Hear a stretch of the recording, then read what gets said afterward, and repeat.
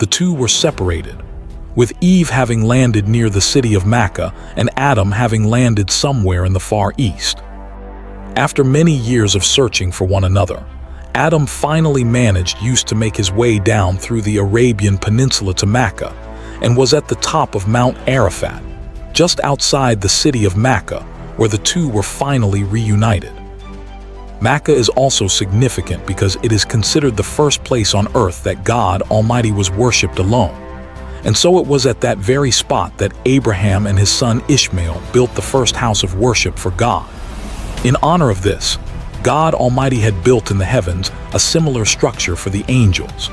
And it is said that every day 70,000 angels come to that building to perform their prayers and then leave intending never to return again.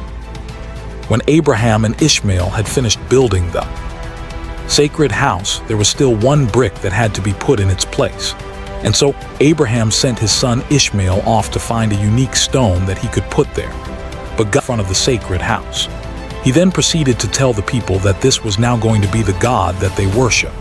Sadly, this concept faced little if no resistance, and as time passed the people began to worship more and more different idols until, it is said, by the end of the 6th century, there were over 360 different idols surrounding the sacred house in Mecca.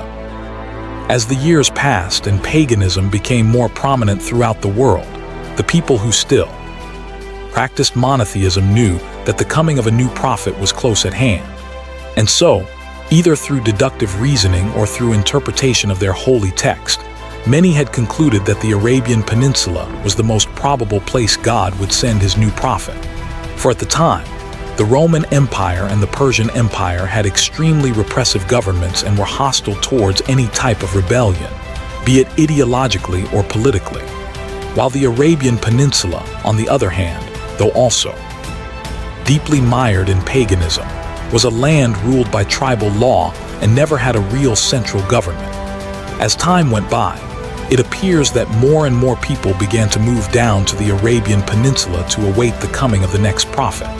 And so, in the very land in which man first worshipped his Creator, and where Abraham built the first house of worship for God alone, it was there where God had destined his last and final messenger would emerge.